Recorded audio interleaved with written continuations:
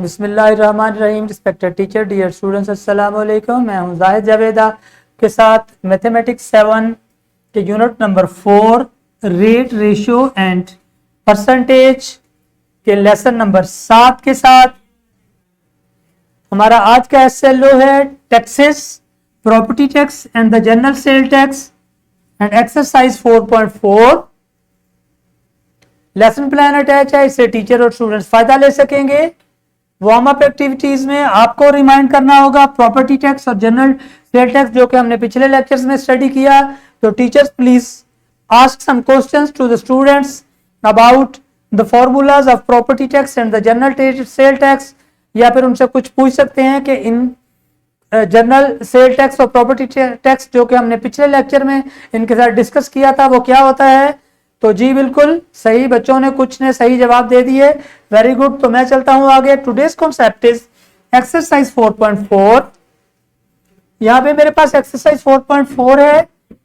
Hamid paid the property tax of the rupees 23,970 at the rate of 0.8%। Find the worth of the property. तो हमें property find करनी है, जबकि उसने क्या किया है 0.8% अपनी प्रॉपर्टी के ऊपर टैक्स दिया है। वेरी सिंपल, हमने क्या करना है, उसके पास हमारे पास फॉर्मूला होता है tax is equal to tax percent multiply actual value.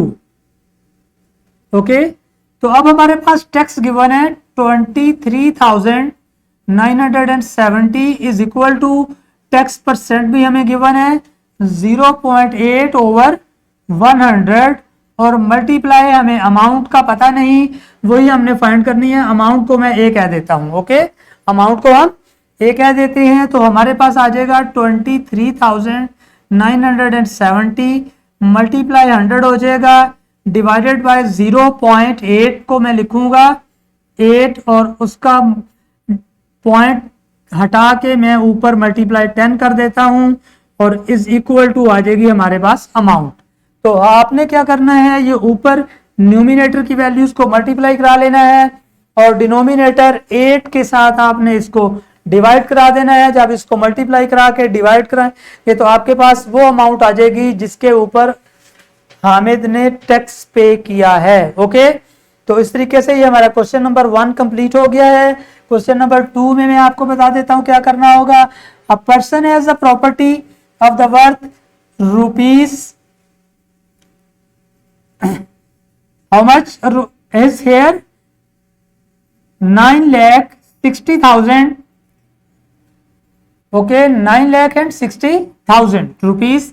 Find the property tax at the rate of 2.5%। तो आपने क्या करना है, इस अमाउंट को का 2.5% के ऊपर जो है वो टैक्स लेना है।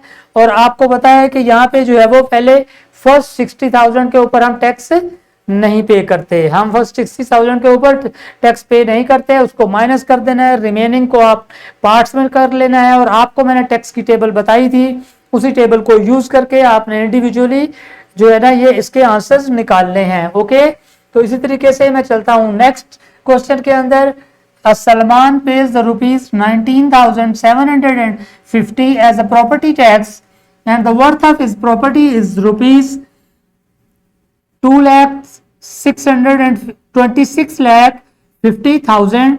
Find the proper percentage of the property tax. तो सबसे पहले आपने क्या करना है, एक्चुअल अमाउंट में से according to the table 60,000 minus कर देना है और जो रिमेनिंग आपके पास बचेगा उसके ऊपर आपने जो है वो क्या करना है, अपनी टेबल के अकॉर्डिंग। आपको मैंने एक प्रॉपर्टी टैक्स की टेबल पिछले लेक्चर्स में दिखाई थी, उसको आप अच्छे तरीके से रिमेंबर करें और उसके अकॉर्डिंग अपने प्रॉपर्टी टैक्सेस को फाइंड आउट करें। तो इस तरीके से आप नेक्स्ट क्वेश्चन है हमारे पास, the amount of the property tax paid the different cases as follows. Find the amount of the property in each case while the rate of the tax is 5%।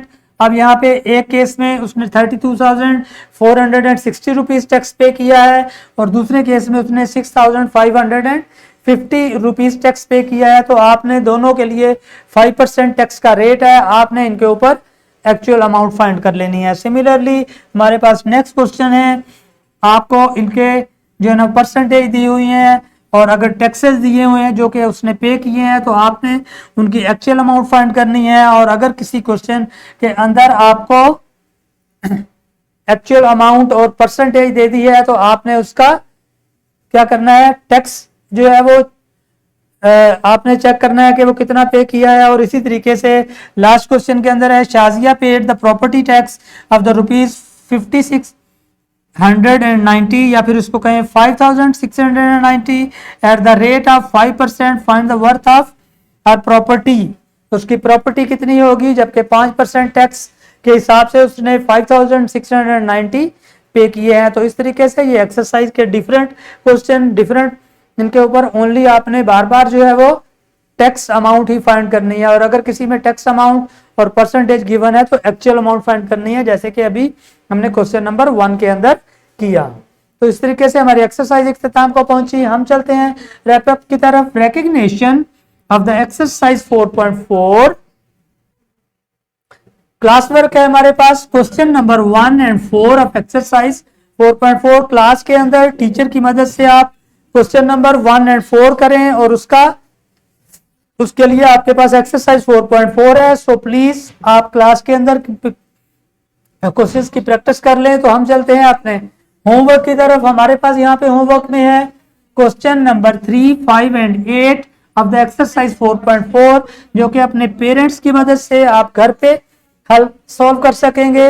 तो इस तरीके से हमारा ये होमवर्क भी कंप्लीट हो गया। तो हम चलते हैं डिस्क्रिप्शन बॉक्स की तरफ, जहां पे हमारे पास है lesson plan, extra activities and power point presentations. तो इस तरीके से हमारा आज का लेसन इख्तिताम को पहुंचा। मैं चाहूंगा आपसे इजाजत। अल्लाह हाफिज and thank you very much.